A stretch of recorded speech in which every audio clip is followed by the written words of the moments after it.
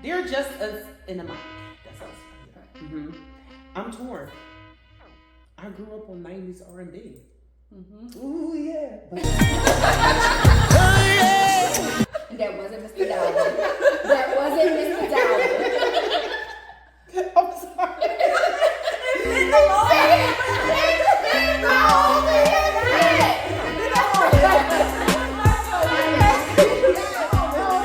If you know, you know. If you know, you know. But 2000s rap raised me. All right. So which era do y'all think shaped the culture more? Lyrics or lifestyle? So I was made in the 80s. Yep. The 90s But we were raised me. 90s raised me. 90s R&B all day is where I'm at. 2000s hip hop, hell yeah. Hell yeah. I think you gotta take a little bit of both. Right. Like I think you can't, from the 90s, 2000s, especially with hip hop, the culture and the lifestyle and the lyrics was one and the same. They were more so doing what they was rapping about. Right. Okay? Or these people now just rap about what they see. And what they heard. And what they hear about. Now I'm saying not all people, because some people got the cases. Some of y'all got them cases, and then there's some things, so y'all was out here really living that life. But we all love here, okay? It's all love here. But some of this new hip hop stuff just ain't my cup of tea, personally. You know, some of it I can get with, but I feel like back then it was just different. It was just different. I think the lyrics just hit you a little bit more. You know what I mean? I think they were more lyrical back in the day, where now I think it's beats. I think the beats is what a lot of people music. For me personally, I'm like, that beat is banging. And sometimes I try not what they're talking about, because I'm like, what happened? The what and the what? The mumble rap. You know, that's kind of over with. Thank God, I hated that era. That was not rap. It was a rap. Now I understand people used to be like, oh, things evolve, style changes. No, hip hop is hip hop. It got bad. It got bad. I feel like it got bad. I feel like, you know, the beef with the East Coast, West Coast was a bad look on our era back in the day. You know what I mean? But I feel like I was talking to somebody and I was like, yo, so like the Biggie video, and back then when the lead girl, you know, she was a transgender in that video. It was like what? In the One More Chance. No. It's not. Oh, well, I think there's One More Chance remix. It's all the groups, and it's like Total is in it, Aaliyah in it, Missy in it. Like he's rapping, and the chick is in the bathroom, and she's in the men's room. It's in the video. Is it true that the main girl in the Big Papa video is a transsexual? Yeah. I did peep that. Somebody, when you go back to some of these videos, people are going back to videos and like critiquing the old videos and like, you ain't catch that? You ain't catch that? I did not. And we went and bought it. I didn't catch it back then, and it was like, how did I not see that? I did not. Back then. And she was like, no, and people kind of like, it was doing this way back then. Like that was we talking 20 years ago. So, you know, that type of lifestyle and little things that we didn't peep back then. So that was going on. Actually, it's more like 30 years ago, because if you gotta think about Biggie, that was probably like 96. That's what I'm saying. That was like 30 years ago. Right. Because we coming up on 26. I said it was 20 plus years ago. We didn't have to say 30. We didn't have to say 30 years ago. Why we have 30s? I was 10. At some time, but I feel like for me, it wasn't necessarily the lyrics. I knew some of the lyrics, but it was more like the lifestyle, like watching the videos. Like I was in baggy jeans, I was in crop tops. Like it was the lifestyle more than the lyrics. I just did anything that I saw. Like, you know, it was 90s vibe. From backwards ass jumpers, because why the fuck did crisscross do that? Like, why they do it? Early 90s. And you jumped. And I did it. Yeah. You jumped. Yeah, and I couldn't be. I don't know which one is Daddy Mac and Mac Daddy, but I know that they had us in jumpers. Right. Yeah. Right. I feel like it was more like lifestyle for me. Okay, with cross colors and all the things.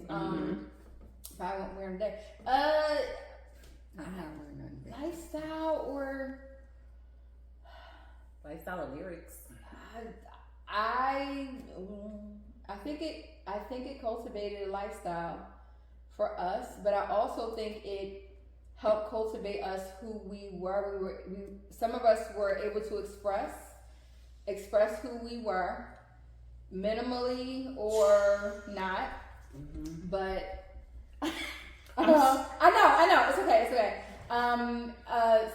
But then some of us felt like we had a chance to express. I'm dying to be watching the game. She is having a heart attack over here. My God, today. I definitely think that, you know, it helped us come out of our shells as millennials and to who we are today. It also made us able to handle things with the vigilance that we've been handling them. Okay. I felt like it helped to not make us as soft as our current generation. We pushed through more, even though we shouldn't, but we have the ability to. I think it pushed us to be all hoes. Like, all that shit was like, y'all go be some hoes. What? I don't know. I think this generation music is a little bit more whole-centric. I think they just took it up a notch. I think they took our lead. You know what? They took our lead. No, they just took it out. And They put it out there. I feel like every generation like ups the ante on like what they're doing with it. Like I honestly think music, not all music, but hip hop tends to push our generations to do more negative than positive. The one that's the music that's in the forefront. Like, yes, you got your positive rap. Like, yes, but that's not in the forefront. I don't think that's really. But that's always been a thing. Exactly. Like when you had because we don't control the music we put out. Absolutely. Right. There's an agenda why they put certain. No offense, that it was all but pushing. yeah, they all push. Yeah. For like I would say negative behavior. Okay, so yeah, I'm going off. I'm just being a hot ass mess talking about it push you to be a hoe, but like no, it really pushed you more so in a negative direction than a positive. What rap y'all know like push you to further your education? That's popular. What rap says put your clothes on and you know get married, love your life? Like what rap? I mean, says you that? had you gotta keep it. It's not mainstream. You had they were slightly mainstream. You know what I mean? You had some of those, you know, can't even think of the group name, but Black Thought and Questlove and them. That's why you can't think their name because I think of them individually, but they're a group. They were a group back then, but they're more known individually now. It is the root. It is the root. No disrespect. Don't come for me. It is the root. I couldn't. And Jill got don't come for me. But she wasn't early 90s and 2000s. She was 2000s. She was 2000s, but not early 2000s. Was she early? No, because I had her CD when I went away to college. So early 2000s. Yeah, it was like 99. It was like 99. She was in there rocking that CD lot. And everybody was like, "Don't do that. Don't." Yeah. I don't understand why this is the Come for Ebony podcast. It's not. Because my God, today. Okay, so there was a neo soul moment. Yeah. Okay. Yeah. Okay. So there was a moment. Okay. But what was the bigger moment? But see, I think for us personally, it didn't make our thought pattern was different. It didn't make us go out there and shoot them up with everybody. It didn't make us do all that dumb crap. We were smoking weed, maybe. This new music, these kids popping perks, popping Molly, and doing all this weird shit that, no disrespect, the black culture was not doing. That's true. That was not our thing. That was not our thing. And now music got them into doing that stuff. But no, our music was a hot ass mess. Because even I didn't say it wasn't a hot ass mess. But our hot ass mess, even with people that we knew, you had a couple. Everybody knew some crackheads. It was an epidemic. This drug aspect turned something totally different. That's because the drugs are different, though. It's newer drugs. It turned. It is what we newer were drugs. pushing, well, not weed, but what was pushing in the 90s was what was popular in the 90s. It was pushing weed and alcohol. But now, as the times white people always did pills back then. They always did. It wasn't our thing. Yeah, for sure. It wasn't our thing. But then the black culture entertainers made it like to be our thing. Absolutely. And introduce and like what? Like what? But in the why thought did we process adopt of them. Why I did know we adopt because the younger people want to think that shit cool. Let's be honest. They think that shit like if your favorite rapper doing it. Shit was cool too. Yeah, but we didn't do a lot of that crazy. I think shit. we didn't do a lot. But the 90s, a lot, I mean, like, just even if you look at the jail, the incarceration rates, like, people were doing a lot of stupid ass shit. And it was not based on, but music was influential. Mm-hmm. So I feel like every generation has it. But the incarceration rate of black people is always exponentially higher than any other race. Any other race. The fact that it's made for us to be but down. Another influence is music is a huge influence on our culture. Music is a huge. It's always been since the beginning of time with leading the way and showing people to the railroad and everything else. It's always going to be influential, but I also think spiritual that we were saying to guide us. So it's the way that you take it. Exactly. But it's also the foundation that was at home. Mm-hmm. You gotta think. Mm-hmm. Now let's be clear. Half of this music, let's say like the Akinelli, if we had even dreamt of playing it out loud in our home,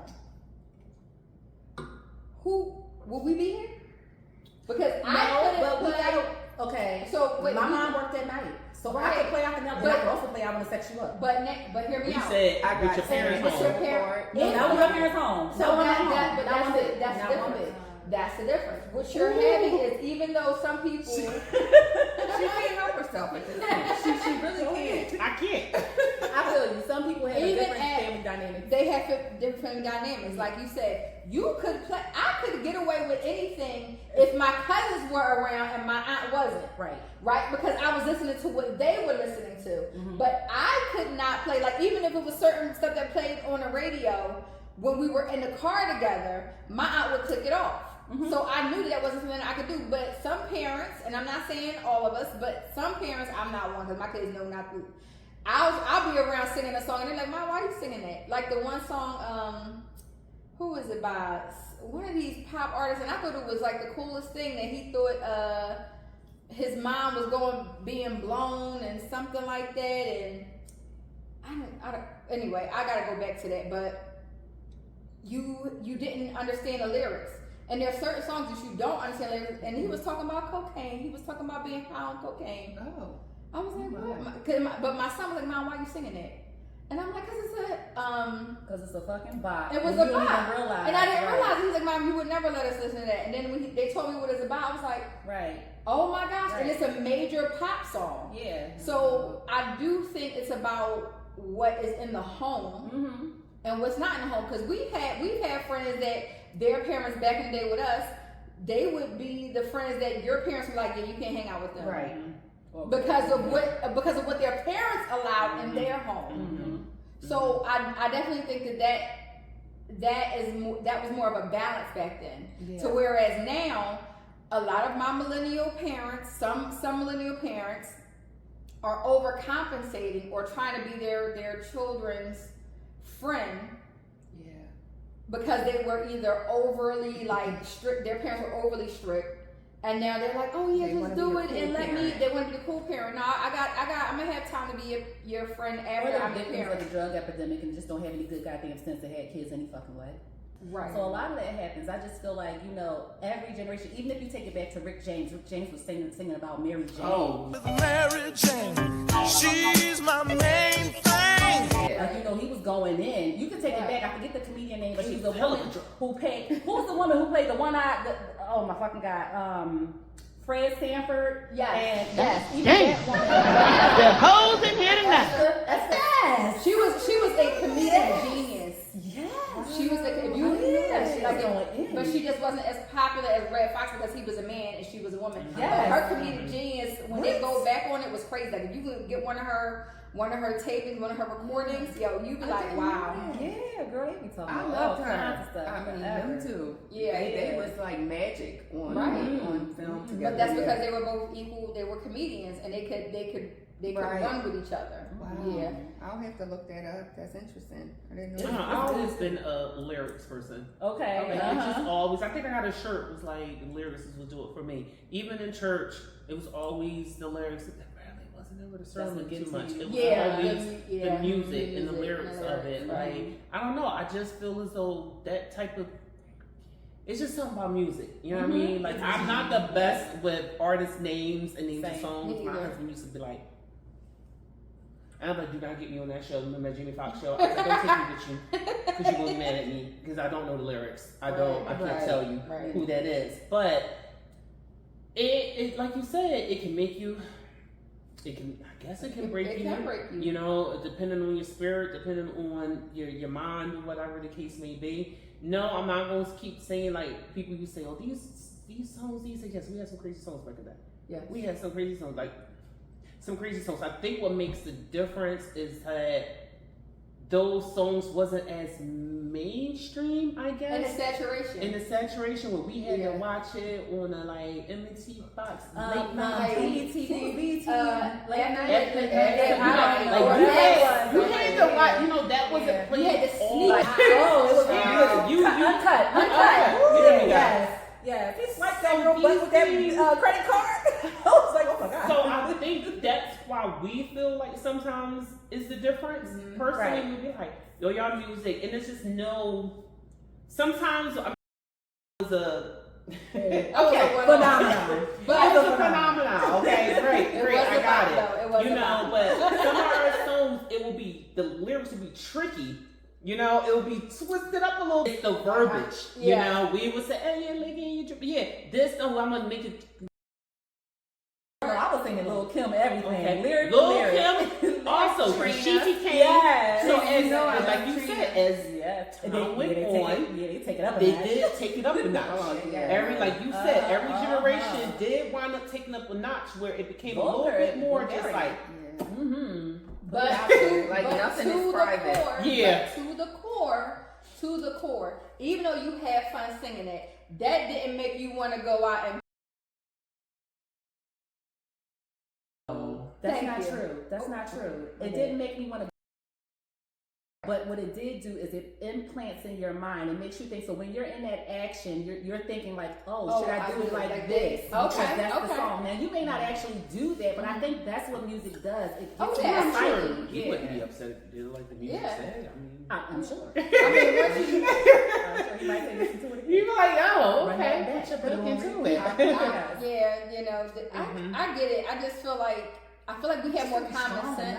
And I feel like that's lost because we have a generation of children that aren't even problem solving for themselves.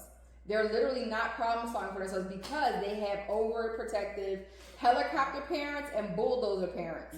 That you don't have to fix it. I'm gonna fix it for you because we were left out there to fix so many things for ourselves. Some people that are hypersensitive about fixing stuff for their kids. No, but that built us into who we were. And it's like trying to find that balance. So the music, yes, but I feel like if they have the balance at home, you can listen to it but don't become it. Right. Yes. And if you become it, it doesn't have to be the negative. You know what to become and what not to become. You know where to pick it up and where to drop it off. Right. And you know how to code switch within your life. Like you know how you say one lady in the street but a freak in the bed, right? You won't think I am whatever I am.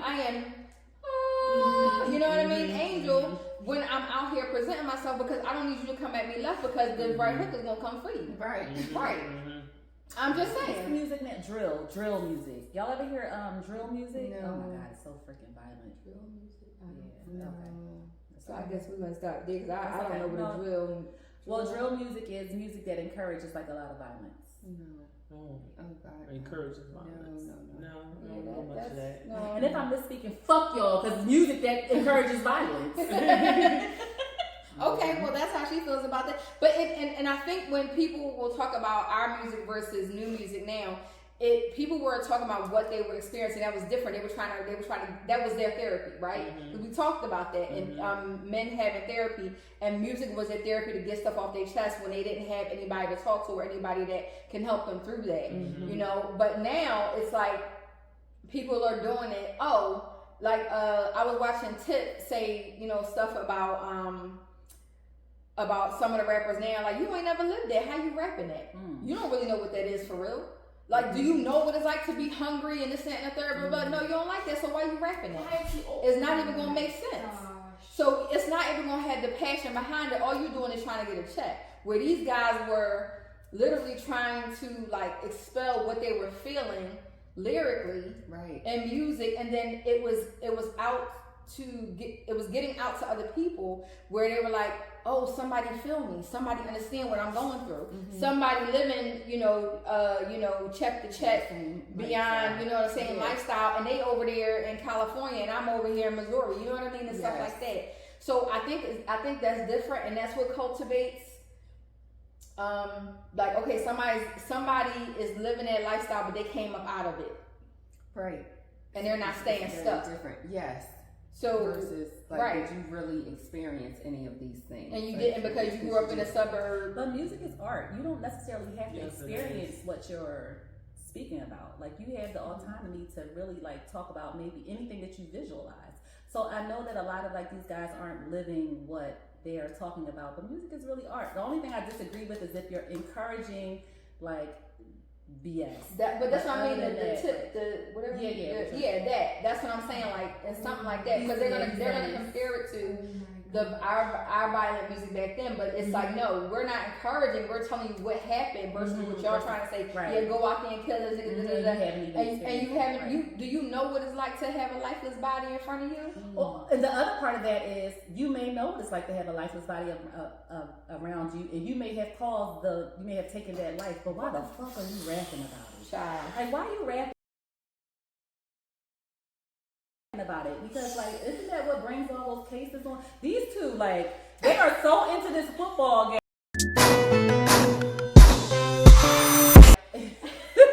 That's hilarious. Because why was that a flag? Like we did. What's the flag? He wasn't down, so he was making sure, like, what? I'm sorry. I swear, we just trying to get the cheerleaders out there and play. The way they're making this football game today is just weak. You got money on the game? It's just weak. Got hot, now check it. I got more Mac than Craig and in the bed. Believe me, sweetie, I got enough to feed the needy. No need to be greedy, I got mad friends.